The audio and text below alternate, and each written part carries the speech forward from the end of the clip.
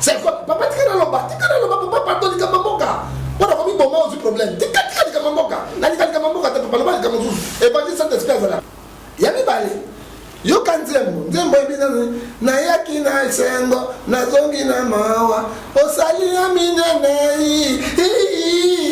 Parce que par contre, là. Donc il y a un esprit de séduction, il faut faire pour la.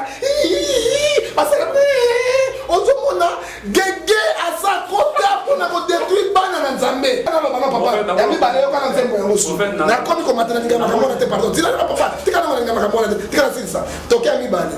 Yo kanzembo mosusu. Bimana kunda na si c'est pas comprendre ngai pas comme quoi il faut tout symbole bimana kunda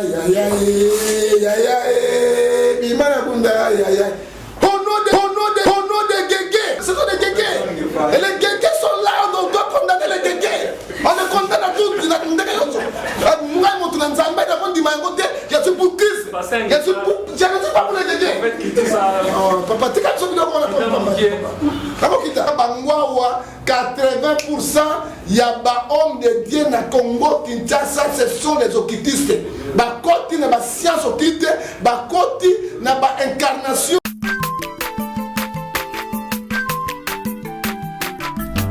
Azamwana motote po akosangai abongwani pete po awangana Nzambe alona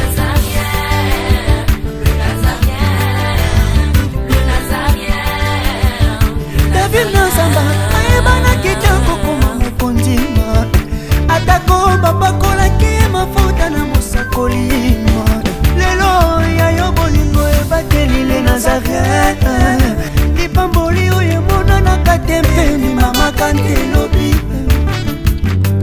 kolapie mapapu masopi mafuta tokokisi.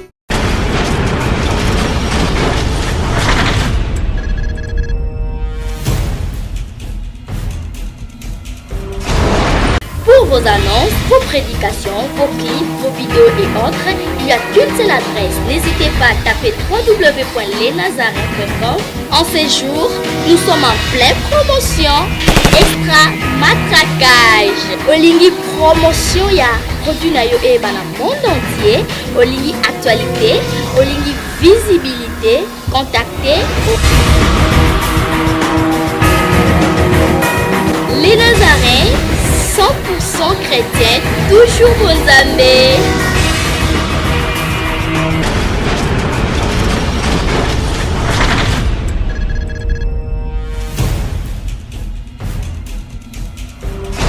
Très chers internautes de la www.lesnazariens télévision, bonjour, bonsoir, merci. Nabanéronion sur Bazola dans les Nazariens télévision. Ndega na mesana koloba. Papa na maman oyo ya ba pays étranger ba mesana ko benga Justin Kwangino mon fils ba mote na bino ya mwana. Je salue la humble servante de l'Éternel maman Tiffany Mokwa ba bon séjour ici ko ali na pesipe maman Maria Mpia Mimozindo ya motema tozozela lelo tokosolola moi ma solo ebele na monto tozana na plateau et na zanga mogote na zana muninga ngai oyo ensemble naye attaquer moto tozani na plateau soka bokoka mais rapidement toke na régie tozo mo élément moko oyo osala biso plaisir et puis tozonga po tosola masolo ya moka.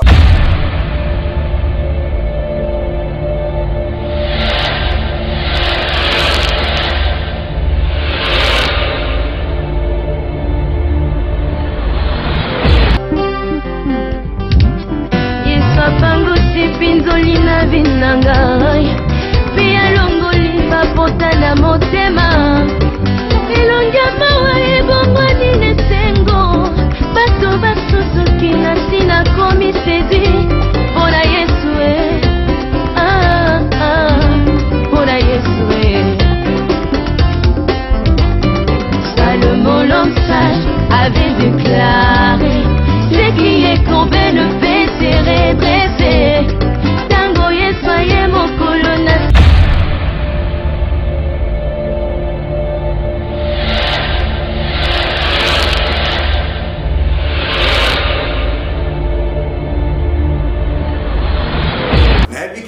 ça le plaisir na bande konyo so bozolanda papa Audrino mbote yango Justin Pesio direct et ça à moi bien lelo nazanga moko tende na lobati nazana confrère nanga o ensemble nae to taquer invité na biso déjà na bandi par kopesa déjà bonjour Drac Lumu bonjour.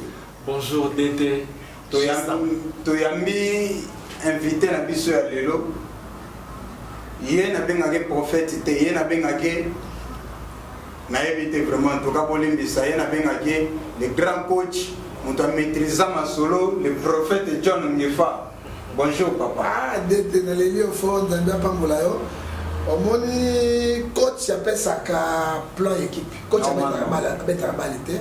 Mais coach appelle ça maïle là pour bateau balle la joueur balle n'a pas gagné match alors bis tous ali wana pour na Congo pour na église donc ça bateau dans là donc ça m'a bêté sur le comment les m'a bêté là pour le coup na ba de wale nazarien maloba ndenge nini papa bungi mwata mbere bon na bungi pesate elle a été attaqué au début na mutu moko ba lukisa na mingi à cause de la vérité faute ya bangote la faute à Jésus pour Jésus paye moko na vérité azaki ennemi ya bato ya mibale moi mosala eza ebele d'été ozomona toza partout mpona bato balobasanga parce que oyo ebimaka epai ya nga ezalaka bavérité rien que la vérité parce que nazali homme de Dieu je ne peux pas mentir soki nazokosa bato est ce que nakosi nzambe nakosaka nzambe te fo naloba vérité parce que bato bazwa lumière mpe bayebele oyo bakosala.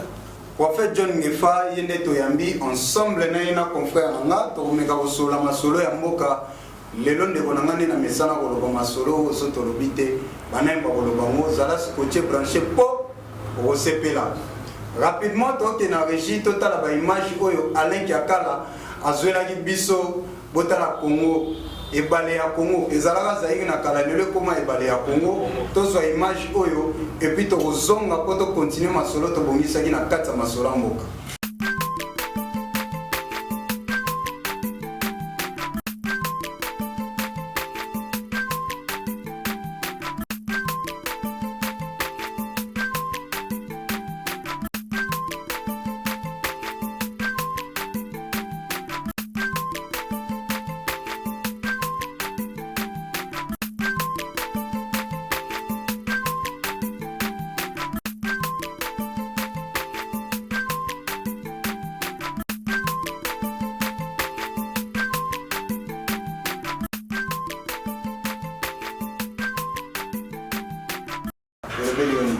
Papa ezali mawa mingi eza mawa mingi pe nazoloba na nzambe mpona nini asalanga congolais bon napesi mpe nzambe asalanga congolais mpona défendre pe Congo na capitale lokola Kinshasa toloba te deke toloba te. Il faut que Kabila ait un peu de terrasse. Mais le rôle de gouverner les années, le rôle de gouverner ces années, le président ne peut pas faire le tout. Ça ne se fait pas. Hein? Le président est mort à garant de la nation, chef de l'État, avec chef suprême de l'armée. Il y a un président qui est un soldat, mais à son peu sa meeting, il y a un ennemi. Et donc, on a monté dans le cadre de Yolo, et personne n'est pas si mis là. Il y a Yolo, pas boum, partout. Parce que là, on a monté dans Mongala. Soki nazwi boato, nazwi pêche, nazwi mbila, na tie, na latini mbanda to kilota muke, na pirogue, na tie pêche na bimisa nzombo benga angui na français, na linga nzombo, na biso batana to ri bowayo. Bowayo comme tambola biso na mboka papa na ngai bowayo etamona bowana bana bangunda na bamaya minene. Et comme tambola biso na mboka papa. Na plein centre de ville, pe bowana mino boya papa. Soko tena kolowana Fait John Ngefa mais babi e bandana na mutu si makititi na se ba défense auto sala tout à l'heure là et pèse impression na bato belé ba comprendre que oyo ba raisonna ba pona ezala ba solo ba lobi okuma olia mbongo ya mupanzo kuna te papa dete na kolia mbongo ya mupanzo na sona le mbongo ya mupanzo kuna na koloba te soki na lobby donc on est traite auto sala de ba défense non na ko sala yango te yo kasi ba koloba ngai te. Toi, tu crois que je suis fort d'été. Je suis fort. Partout, même dans le Congo, même dans le monde. Alors, mission de Zamba Salinga pour aller à Bonga Bangote. Dans mon lit, après Bangote, dans Joie, soldat, il y a Roland Désiré Kabila, je l'appelle soldat du peuple. Ça, c'est un vrai soldat du peuple. Musée Laurent Désiré Kabila. Ça, c'est un soldat du peuple. Il nous disait, ne trahis jamais le Congo. Regarde le soldat, ne trahis jamais le Congo. Musée a coupé le Congo. Les présidents les plus pauvres dans le Congo, à côté de Zwimbongote, qui a fait 3 ans sans l'argent, à côté de Zwimbongote, c'est lui, à coupé le Congo. Pourquoi Pangaï n'a pas imité le Kamadam, n'a imité le voleur, n'a imité le bandit, Tomboka va voler, Tomboka va bandit. N'a pas imité le pauvre Laurent Désiré Kabila. Je ne traite jamais le Congo. Papa Forme, Ezali Nga, Ezara pasteur, prophète de Papa Wemba. Moi, Nanga, Wemba, Tikena Mbongo, Atikena le Pango, et le côté Atikena forme. Ce qui me donne à mettre forme, les hommes habités. Est-ce que Ebi, Djambana, est-ce que vous faites un peu de c'est ça trop cher. Ah, papa, ce qu'on s'occupe de la maladie forme, aux autres banaillés. Mais ce qu'on doit dire forme, ma mère, ça va. Et ça, les bandeli. Est-ce qu'on dit pied de Jésus? Les gens, Jésus. Papa, ils sont nés à Mion à plateau. Avant, on n'est pas confrère en Naï. Naï est l'autre côté d'été. Peine à relier à thé. Et il y a. Je pense que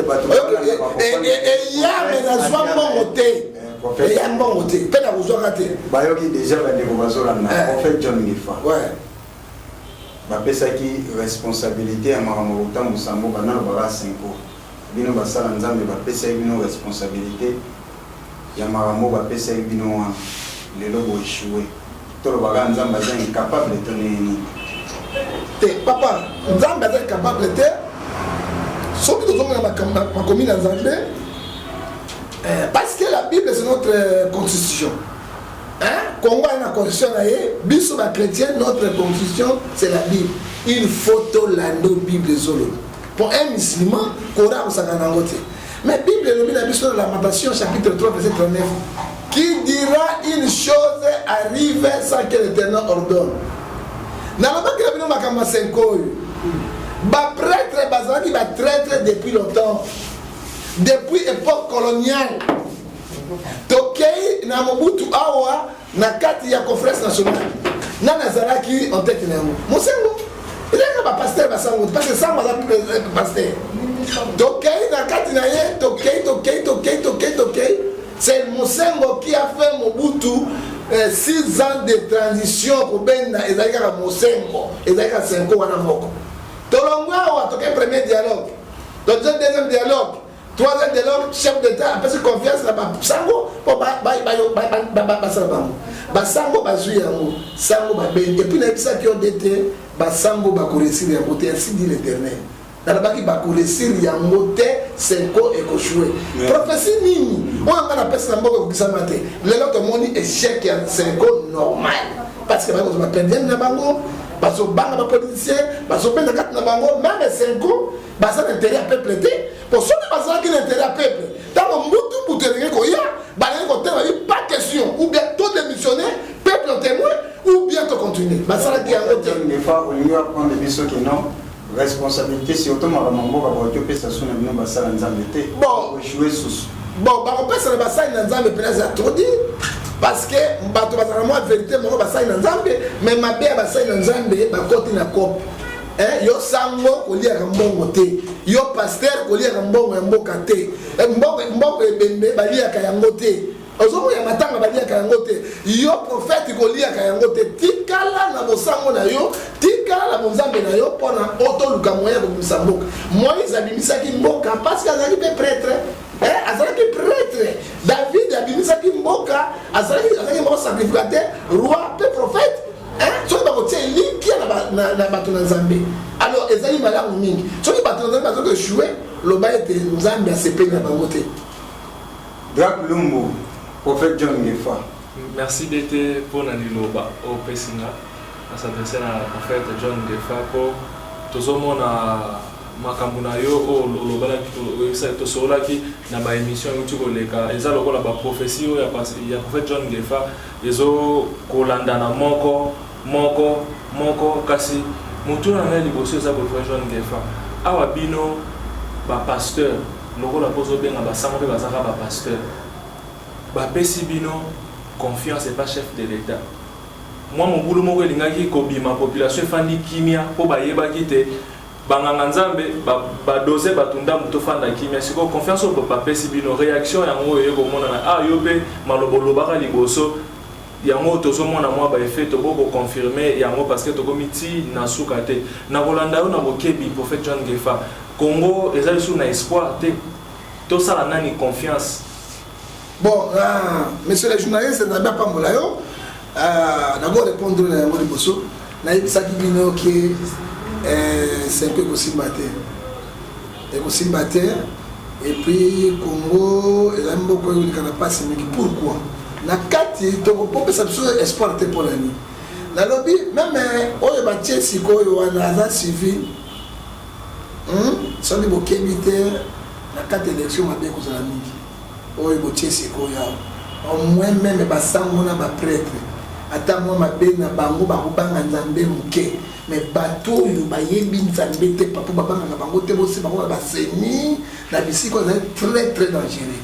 Alors on a même ça congolais boy mais basango ba échouer basango bazaki bango moko te ezali basango ba échouer pourquoi ezali politique congolaise baktere bazama mabe ezala côté majorité bazo conserver pouvoir na bango bazo kasane bazali c'est quoi mais on doit pas koloba ezala opposition bakei pour na intérêt ya population te mon frère bakei ko ya pouvoir bakoko la primature maintenant les autres les bateaux Kabila a travaillé pendant 18 ans de pouvoir à combien de souka na quelques 6 mois 7 mois il y a eu la primature pourquoi on n'est pas poste de ministère mais pourquoi on doit parce que bato Kabila bi biso gouvernement qui moko dete biso mon côté population to gouvernement qui na opposant na ko souka wa pourquoi opposant ba na mbongo te moto mboko yo alukaka poste pour alia ayiba asala ndenga lingi pour dire que ça na moté.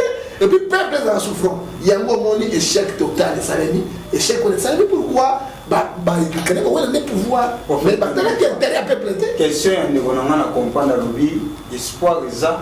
Non, dans Congo, il faut toujours espoir.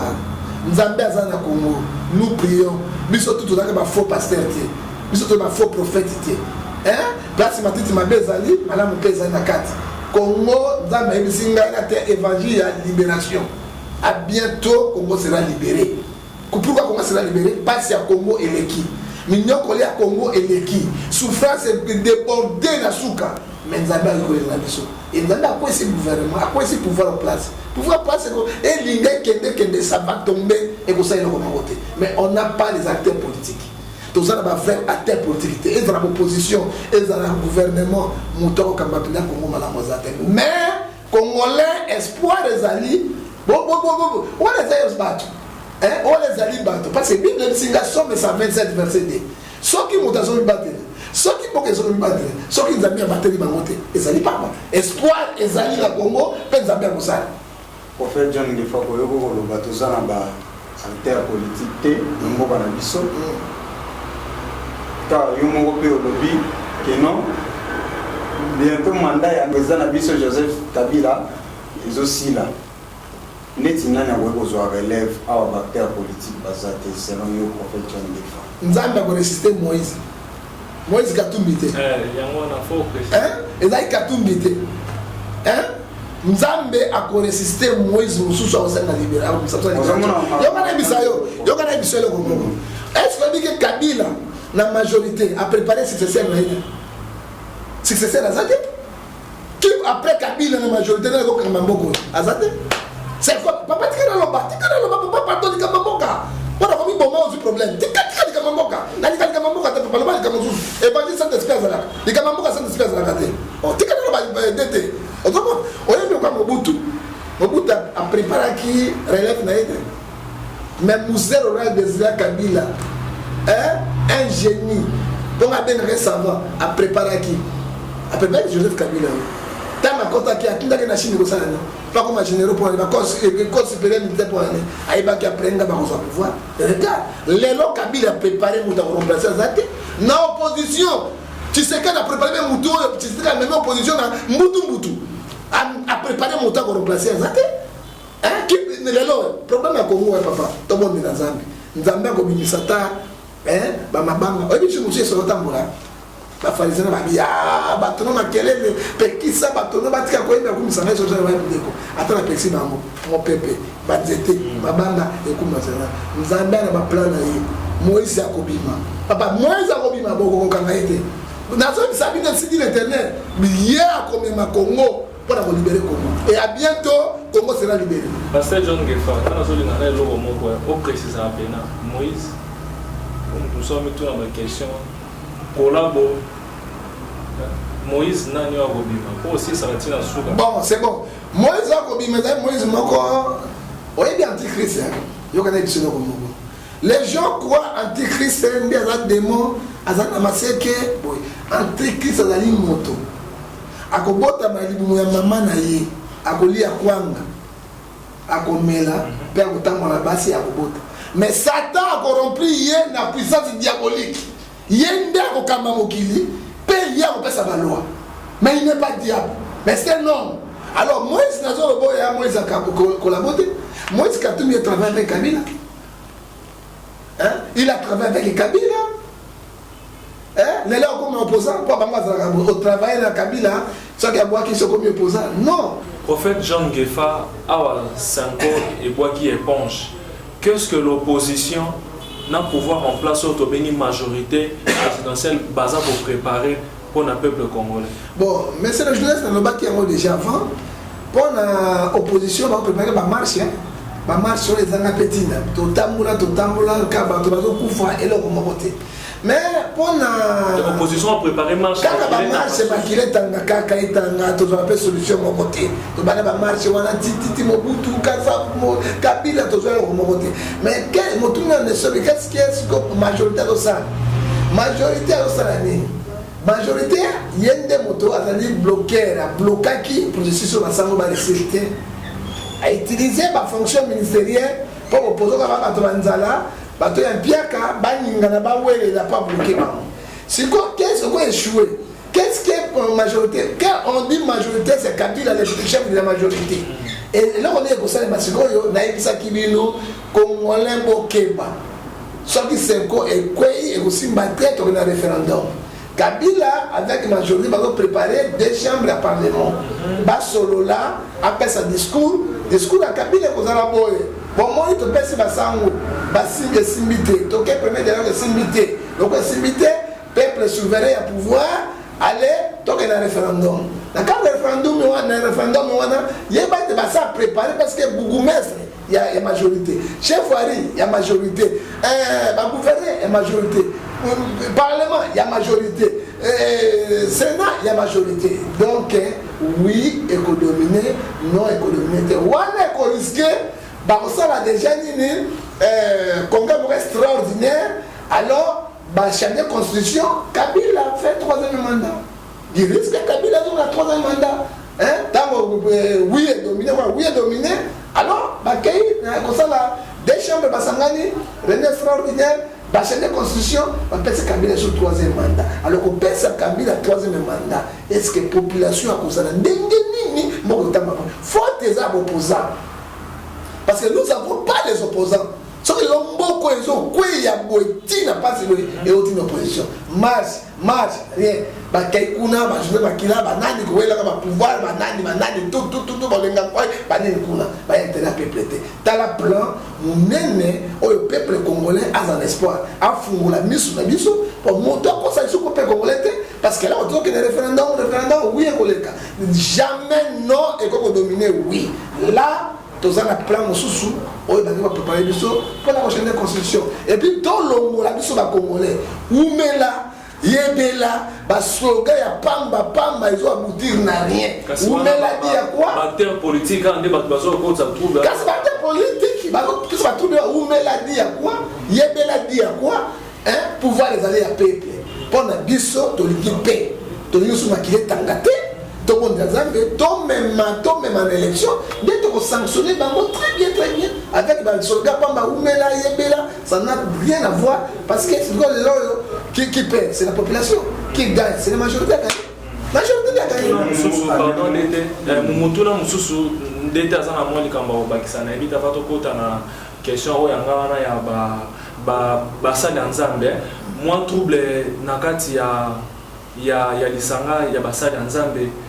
Est-ce que le prophète Ogoko Lelo que pouvoir en place et comme qu'on manipuler Basa Nzambe? Ouais, pouvoir en place c'est manipuler Bandakala. Les gens les lotés. Pouvoir en place, Aïebi, dans 4 Basa Nzambe dans l'église, c'est la force du pays. Aïebi, 90% de la chrétien. Hein? Les pays laïcs, mais 90% de la chrétien. Il faut manipuler les chrétiens. Il y a mon corps manipuler les évêques. Il y a mon corps à manipuler sur ma pasteur, à manipuler l'église. Il y a un moment qui est un bon qui est faible. C'est normal. Manipulation, on a ça dit à quoi? Il y a un bon. Parce que on a fait ça, on a chrétienté. Donc ça, on a dit bon, on a l'église avec Oli après on a pas de calme. So qui peut nous battre, nzambe ko sala pe ko mekate, nzambe ko sala. Na yo OK ba ko so mandako, ba ko somba, ba lupango, ba ko somba ba voiture, ba bana ba ngona be kola mia minene na makamyo. Alors quelle trahison à bouille. Yo ni mo ko yo penza, so qui nzambe ta solution ma. Pour faire monter bino pe ba sala nzambe bokomo mema bana nzambe na mwa ba erreur mingi. Pour mikolo yo politique na biso na mwa mutu climat za malamu te. La population et l'ongoli moins confiance et l'ongoli moins confiance dans ma biso politique mon union se commis finalement to voter na ni confiance à bana nzambe comme le roi na l'église bana nzambe comme ko se réfugier na église to population en général to lo ba Congo siko na milliard mo pe ya bana nzambe ba fanti to comme komona te peuple a la désespoir te di kambe Congo na zolo bango mbala c'est Nzambe qui a sa solution. Et vous avez quelle politique vous avez. Alors, l'église est centre refuge. Centre refuge, ceux qui disent qui m'a capté. Mais tout le monde, l'église est comme centre de destruction. Pasteur, ils vont détruire les prophètes, ils vont détruire les banans. On a eu posé un cas, c'est pasteur pour. Papa, balobi, mouyaka moka fini ça bana kanyoso. Hein? Là ce temps de l'eau, bataban mubayaka. Qui mouta mouyaka. Est-ce qu'il y a la même valeur que bataban na boka kuna? C'est ça. Prophète ministre na Théophile Mbemba, aza mouyaka. Est-ce qu'il y a la même réaction na nino bazana kikwit ou bien bazali na kenge? Mais en général, mouyaka moko a fini ça la koloba ya kanyoso. Mais nous tous nous sommes besoin de mettre, nous sommes défendre l'évangile à Christ. La réalité nationale, nous avons danger ni de comme l'église. Danger ni de comme les bassin dans Zambé. On les bassin dans Zambé va défendre l'église à côté pouvoir. Bah, comme côté cabane dans Zambé. Est-ce qu'il y a eu une élection en 2011? L'église nous ressemble au nord. Et pas la Sony. À côté de la carte électorale, la Sony, on a bon. Parce que la carte électorale, on a personne bon, on va résister à l'église à Sony. Ah, on a en fait, Marambo lobby va la mission va comprendre bien. Va passer aux cartes de l'éther n'among. Va passer aux cartes de l'éther, qui carte de l'éther n'a n'ambong. Va donc voter 2 fois. Donc on se voit qui n'a pas ça là qui a. Et là il va dire de réveil. Hein? Parce que on peut pas pasteur bambongo partout va voir on se met carte na bango. Mais ce que disent comme une corruption. Parce que c'est comme une corruption. Moi je confie. Mais comme quoi selon mon c'est que nous voyons tout profiter na problème toi na mosiko yo prophète j'espère que yo pe ozala na osera ba réseaux sociaux et comme là ki okomona moko ya bino musala nzambe pe oyo tanga komo basembi prophète tanga komo te ba commentaki ye wa ba publier ba photo ba image ba lobby atani kombo ya mabe na kati ya musique na prophète John Ngefa. Ko basu bazo ka ndenge mususu basu bazo ka ndenge. Non, to banga nzambe, je prends Dieu témoin avec les anges de l'Éternel. Soko moni na kati bali. Mai ngani tubu lo bali bango ekwewa. Soki bango ko ete ko ningana te. Bakolo bapamba te. Mais Bible je qui ça est clair frère. Matthieu 24 verset 15. C'est pourquoi lorsque vous verrez l'abomination, la désolation, l'abomination des biloko ya salité, biloko ya mabe, l'idolâtrie, magie, ça entre dans le lien saint dont parlait le prophète Daniel, celui qui lit. Fasse attention, Jésus a dit déjà, mon temps comme mon amour, à quel banakati na yango. Alors on a repéré ce exemple. Et là, on répète ce pas si un jeune pasteur qui a beaucoup de talent, où il y a un avenir mingi, mais la condamné était. Soit il ne connaît pas sur l'écran, en tant que prophète dans Zambie, soit que ça, il a un motika, parce que ma baisse a des boussons. Et puis, Luc 12, verset 3, lobby, nous sommes beaucoup, et puis ma poisse a des boussons dans Zambie. Hébreu 4, 3, lobby, nous sommes bombardés dans un mail de colo, Zambie a commis ça, Libanda. Parce que nous avons un exemple, nous avons des réseaux sociaux partout. Frère, ce qu'on dit pasteur, Azo bien prophète, Ali Kobalate, Ana foule les bébés d'église, alors déjà suspect. Tu quand même papa, tu quand même pardon. Tu quand même développé un mot de papa. Prophète John Defa, tu es belé à chaque fois tu es en bas pour quatre absolument le bowling à tes côtés. Mais quand tu as appelé le papa, n'a travaillé dans le babilon, on a beaucoup de tout dans la vie. Tu n'as pas sa condition du colon Banayo. Le bac à ciel. Nous avons consacré peu Motunaye. À mes yeux, nous avons cité ma bise à Wapi. Bon, oyebi abandi na ministère oyoka na bisana to récupérer basango te parce que beaucoup récupérer basango et puis basango na webisa nino bango bazali deyo na makampani nzambe makasi pourquoi bakosa nzambe alobi mobali fa bala mwasi na base multiplier basango baboya mais pasteur zina si zako papa Bible bezolo na kati yo te pasteur bolimbisa Bible bezolo ba biso don ya célibat. L'apôtre Paul a balakate. Mais ce sont les cas exceptionnels. Les abattus sont sautés. Moi, je suis un peu célibataire parce que je suis un corridor de 4 ans. Ce qui Paul a hésité. Paul a dit selon moi, animal célibataire. C'est un peu selon Paul. Selon Paul, selon Bango. Mais parce que tu as libanda. Et c'est faux. Alors, dans les points célibataires, ils ont dignité, un homme de Dieu, ou ils ont responsable, ou ils ont le numéro 1, ils ont célibataire, mais soit ils sont célibataires, et puis ils ont parce qu'ils ont marié, parce qu'on donne ce qu'on a. Donc, ils ont déjà marié, il faut pas il y a pas de danger pour les amis. Danger, ils ont libéré, célibataire, vous allez libérer. Parce qu'ils ont bloqué ma balle, parce qu'il y a une qualité. Ma foute est quittée dans tout naro et quittée dans Mandef, vous n'avez pas quitté dans Bilamba. Ma foute c'est cet esprit. Mandef c'est la collaborateur, Bilamba c'est bandit. Alors ça ma foute est quittée dans Bilamba, comment tu as dit? Non, c'est faux. Et quand on dit pasteur, ils ont été mis sur la liste yango, ils ont déjà suspect. On continue à se ils ont déjà suspect frère.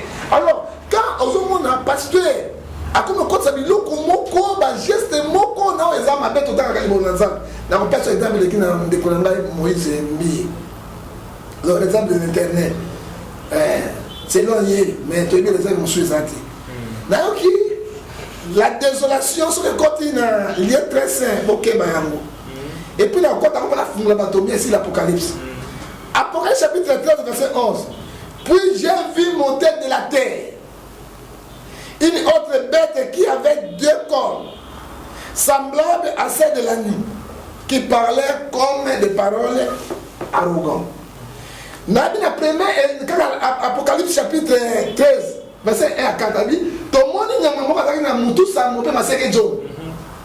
Azraï kuna, qu'on a parole arrogante. Mais à tel moment qu'on a moqué, tout le monde a l'Union européenne, nous sommes aux États-Unis, c'est l'antichrist politique. Et l'antichrist religieux, Balobi, tout le monde qui n'y a pas Azara qui semble avoir l'agneau. Je n'ai plus ça dans l'agneau. Il m'a dit, Azara qui a l'agneau, n'amassé qu'il va être l'ennemi. Et il parle comme un dragon. C'est l'antichrist religieux. Oh, tu as vivre ça, prophétie à. Et ça, il y a Daniel, l'Apocalypse Daniel. Il y a l'Apocalypse Daniel. Oh, tu as vivre le long pour quand moi. Antichrist, c'est ça. Antichrist, en être triangle, les versets sont là. Hein, papa, on a vu son retard, mais verset biblique yango. Hier, à cause de cet homme, hier, à côté de l'Obanazan, à cause de la publicité antichrist, pourquoi? Yoka frère, on va reprocher un frère. Pour attendre, verset haut. On va comprendre. Donc, on juge mon tout mais on doit condamner Babylone à Mabé. C'est que dit Ephésiens 4, 11, condamner tous les œufs et faire des démons. Voilà les Kamezali. Alors, dès qu'on est avant la église, ils allaient forcer antichrist et Satan. Après ça, on s'est dans le pas payer par miracle. Il y a le Kuta un miracle, même séduit les élus de Dieu, ce que dit Matthieu 24:24. Yami bale. Yo kanzembo ebina nayaki na esengo nazongi na mawa osali ya minene parce que par contre donc il y a un esprit de séduction, il faut faire beaucoup d'attention. Nalandaka yango ndeko na ngai tika na loba journaliste. Comment discernement mo liboso ezala ki te po ko mara. Papa Nzambe abimisaka Luc 12 chapitre 2 akobimisa oya polele akobimisa oya bomali bolu biso na bato. Yo kanze mo papa na yaki na sen. Na zongi na mawa. To yaki na yaki na mawa na zongi na sen.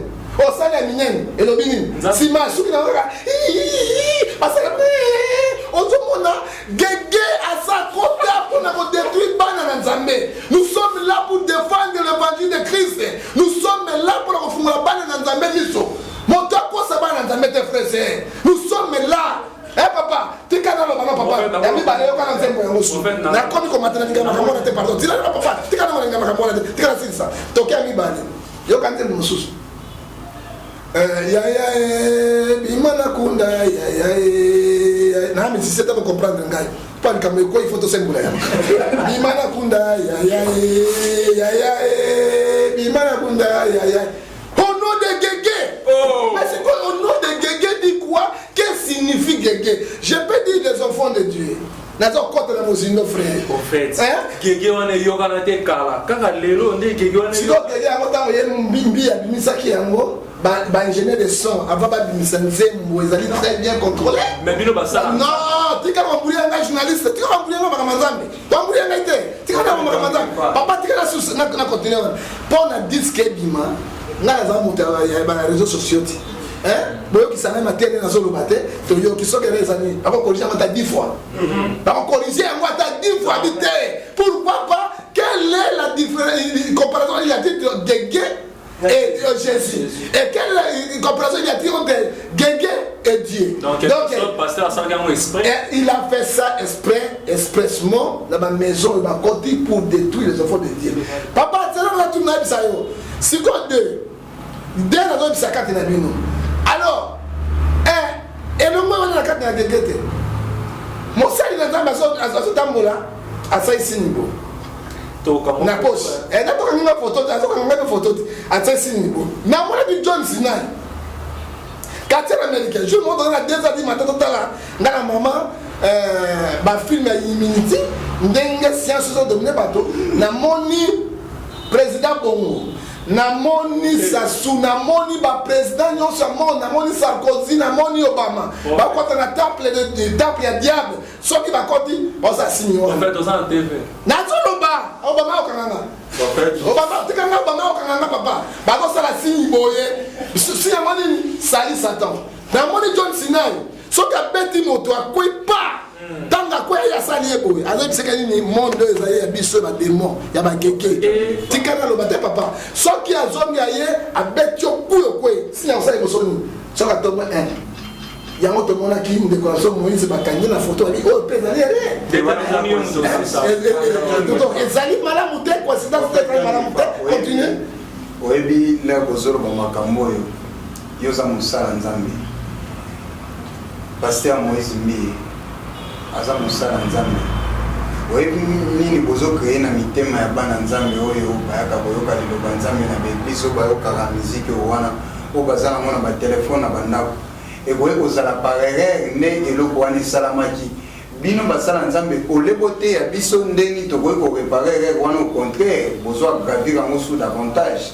Est-ce que wana eza réalité ya studio et puis soko landi nzembo wana nga nayoki yango bien namoni ke pasteur Moïse aza moto moko voi na ye na mwa base wana esalamaki mais bino bokomokende yango mpena na ndenge moko bo atangaki mpena kombo wana papa na ngai yoka nayebisa yo Kofi abimisaki nzembo moko biso totelemelaki nyama ya bandal nyama ya serembao nyama ya nini anaza tout telefona la napona baba na Nzambe te mais nyama Kofi alobaka eza antichrist ya Guégué nyama wana totelemaki Kofi totelemaki et moi j'étais le premier au bala réseaux sociaux bosomba nzembo wana te c'est chanson d'antichrist c'était moi pourquoi soki moto na Nzambe asali erreur ndenge wana tout le bapon a corrigé Katinyango. C'était vrai parce que moi j'ai suivi, tout le monde était des amis de. Et puis Gégé Ango, au Kanikaka, Moïse Mbi. Bah Gégé Bazé, Bato, nous sommes à serpent, Nalobi, Bato, nous sommes à serpent, n'a pas 7e média, Bato, Kaka Moïse Mbi, Ndaki Kamora, Bato, Bato, nous sommes à Borodo, Bato, Papa, Oli, Namalokola, Mbis, Lokola Ngoro, Abimi Tilapia, Nama Sekene, Abimi la sous-vêtement, moi aussi, Azon Ningana, Azon Tobola Kaleson, c'est normal, Gégé. On va te gagner, on va te voir la caresse, moi je suis pointé. On va te kaka Moïse Mbi. On a même un baza ou un bagage bazali et belé sont là pour détruire les enfants de Dieu. Papa, dis un peu le bazar. 2 Timothée, 2 Thessaloniciens chapitre 2 verset 3. Que personne ne vous séduit d'autre manière, car il faut l'apostasie arrive en avant, que le fils de l'impie apparaître, fils de la perdition. L'adversaire qui se lèvera au-dessus de tout, et il s'ira dans le temple de Dieu pour séduire les enfants de Dieu. Au lieu que la Bible, 2 Thessaloniciens chapitre 2 verset 3, ce sont les antichrists. Il faut que les mélabango pour la lobby. Papa va détruire l'église ensemble. Les lobbies ensemble, l'église à 50 personnes.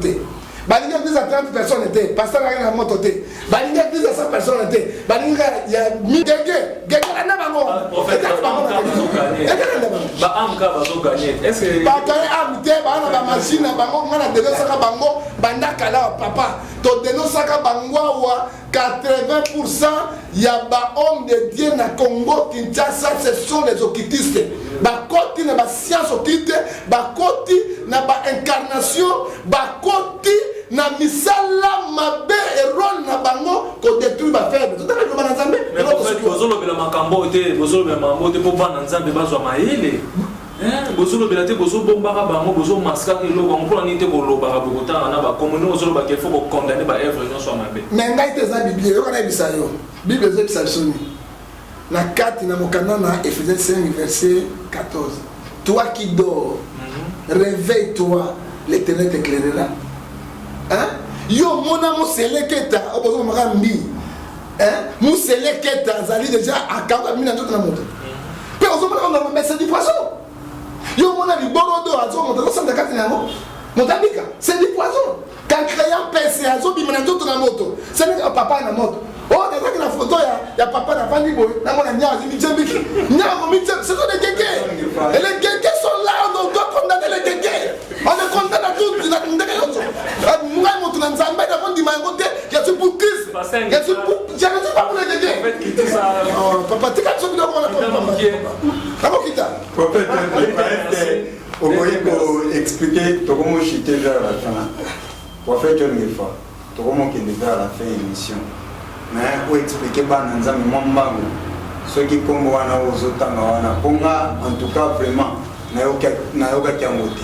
Mais vous expliquez pas dans un mais comme vous expliquez. Soko kiamote na mokilo asete. Soko kiamote matoi na yoza mokilo asete. Soko za mwana nzambi il faut yoka ngo papa. Yoka na biso exemple. Yoka expliquer bango avant na gege. Yoka pour papa tikana kana na kitina nomke. Parce que soy gege mais qui na kana na gege. Yoka na papa. Le quoi nzembo quoi aller moloto. L'Éternel Dieu tout-puissant, créateur de l'univers. Ozo kanzembo ezo benda moto président Nzambe. Yoka oya bangoka différence papa. Nayaki na marawa na zo binese. Au nom puissant du Seigneur Jésus, guerre rencontre sur l'église de Nzambe. Tikana loba ni basuka. Papa kokatanga ite papa pardon. Tikana loba papa pardon. Nous sommes arrivés au temps de la fin. On m'a dit Bokeba. Pasteur Aya signé mon choix de propre. Ache lamba Bokeba. Bazoteka ba. Bon, si koyo, je n'ai pas tout ningai gege zani. Na vais expliquer bana nanzam. Gege ezali déesse de la séduction. Azali sirène ya côte. Azali na puissance makasi. Abandaka, Ageraka depuis Inde. ti na Pointe Noire ya biso ya Brazzaville ti na baseya minene awa na bangola ekendeke ti epa na biso asukaka awa na mboka oyo na libanda na tese mboka oyo oselani komo na monini oyo Mwanda azobanda depuis Inde akamati ba États-Unis basi Atlantique wana akotambola ti Pointe Noire azwi Pointe Noire ti azokoleki bangola asukaka na Mwanda donc puissance nezalaka na mai aza sirène de côte na ngonga mosusu azalaka déesse ya séduction mbala mosusu akomaka mwasi okopase na mpe relation sexuelle akokobimela yo na ndako esika ovandi surtout bacélibataire bapasteur babalaka te abandi mpe kosala na yo baraport sexuelle apesi yo pouvoir donc gege azali déesse ya séduction et puis azali sirène lisusu oyo babalaka ye bavandaka na ye mpe abandi kosala baraport sexuelle na mobali mpe apesi yo pouvoir extraordinaire donc abandi puissance na ye depuis Inde okamata ancien Atlantique ba États-Unis akita komi na Pointe Noire a tourné presque ti asukaka na baawa na Mwanda akoleka bangola nyonso wana Mwanda donc territoire oyo nyonso nazolekisa yo bakotaka na kati ya maison na ye mpona kozwa puissance omona ntango tozosala mabe ndenge nini ata bato babimaka te bakimaka te bato baboyaka ye te bafanatisme kaka parce que il séduit les hommes tokomi na suka direct na évité soki oza na mwa maloba ya suka okoki to na prophète John Gefa mpona koédifie kaka peuple de Dieu ozolanda biso en tout cas naza mwa émotionné na makambo mosusu awa donc on ne sait pas bana nzambe toyebi te qui faire confiance tolandelaka bible oyo eza constitution na biso mais paster eloko moko olobi ya Mwanda wana asukelaka awa na Mwanda donc tozwa conclusion moko ke gege wana mpena siège na ye mpena afandaka na Congo non gege afandaka na Congo te azali esprit te azali déesse ya séduction soko omoni baindienne omonaka bango basi kitoko soko omoni babinaka bango omonaka bafase ya boye babiloko ozomona baindienne wana bato basalaka bafilme bato basalaka batéâtre omonaka bato bamilicien bazalaka na yango me bapasteur bazalaka na yango natango ya bapasteur bazalaka na yango mingi alors role na ye mpona koséduire bato kopesa présence bato balinga mingi soki okilika mwana bazoya kaka na bolingo na yango meme bazoyebisa elingo ezali yango akoyoka te parce que déesse wana na pouvoir na ye ya séduction na pouvoir magique na ye aza na kati na yo moto na masuka prophète sikoyo na mosala nzambe oyo azali conduit par l'esprit là oyo ya déesse wana gege ebongo bafidèle oyo ya kati église na ye bango mpe baza na danger te mais baza na danger pourquoi mafuta ekweki na mutu na ro na mutu c'est cet esprit ekitaki na bara c'est bacolaborateur bapasteur ekwe na bilamba c'est bandini soki mafuta ebandi na awa na ro ekomata likolo te alors bato wana nyonso oyo baza na kati na baeglise ya songolo ezaka eglise moko wana te baza ebele awa baosala bagege baza plein baosala bavantire na bango alors soki bana na nzambe bazobima na baeglise wana te ils seront tous condamnés et ils seront tous morts et décret ya nzambe akobikisa bango te parce que nzambe alobi boye na Esaïe 61 verset 7 à 8 ce qui tuera l'éternel sera le grand nombre parce qu'après c'est biso sagesse intelligence science pe après c'est biso corps âme esprit pour monter ce sola tant ozomona ozokweka na fanatisme tu seras jugé et destination na yo ezali fait mpona eloko ya suka liloba suka nakolekisa bachrétien boye bolemba te il est aussi le vrai neti biso tofana toza bavrai il faut aussi signer ozomona nous sommes vrais mais eloko ya suka nzambe ebisa toza bachrétien boye celui qui persévérera sur la fin sera sauvé Éclairage chapitre 12 verset 15 à 16 écoutez la fin du discours crains Dieu observez tous ces commandements c'est là qu'il doit faire tous les hommes car Dieu amènera toutes les œuvres au jugement.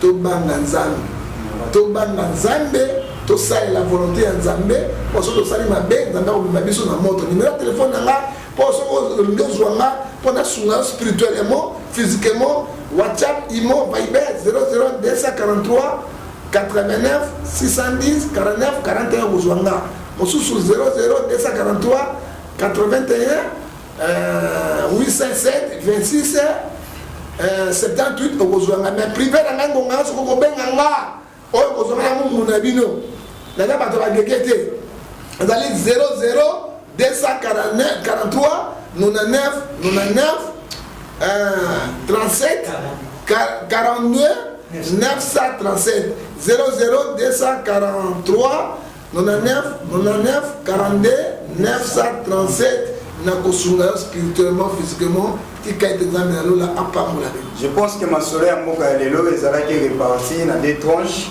tobandaki masolo ya 5 ans. Moi je pense que le prophète a répondu bino déjà à sololi et puis te aussi ça masolo oyo ya problème oyo eza na mboka na biso ya lelo oyo eza na mide ya bana nzambe ndenge confrère nanga Gak Lumba lobi na habite so za na maloba suka koloba poto clôturer émission liloba suka eza koloba na bana nzambe toti kolanda na bokebi prophète Ngefa ndenge éclaircir biso makambo mosusu peu importe nyonso wana le salut est individuel tolandelaka nzambe totika kozala bafanatique ya bapasteur ou bien baprophète ya l'église na biso totelaka ase nzambe ça fait très mal makambo mosusu kutu moya koloba yango eza te po te eza ngonga mais na bandi mbala nsima tokolobela yango prophète John Ngefa soki akozala disponible tokolobela yango vraiment merci d'être ezalaki wa bino Drak Lumbu toyambaki prophète John Ngefa nazalaki nga moko te na mokonzi na ngai Justin donc nzamba pambola bino toza mposa ya baréaction na bino surtout oyo esepelisi bino te bolimbisa kasi boréagir toza vraiment na mposa ya bacritique na bino mpona mosala eke esu malamu numéro na biso eza affiché au bas d'écran na bino Justin Kwangindo Facebook nanga Justin Kwangindo prophète Ngefa Matifani moko alobaki réaction na yo mokolo ozwaki appel à mokonzi ya mboka esalaki nini mais wana ezali pouvoir mwatolakisa yango eza te mais eza pouvoir ntango oyoki réaction ya mokonzi ya bengi papa pouvoir eza pouvoir même ozalaki likolo okitanga na se parce que ezali baolela bayeba ezalaki nini lelo te mbala nsima nde bakoyeba yango nzanga pambola bino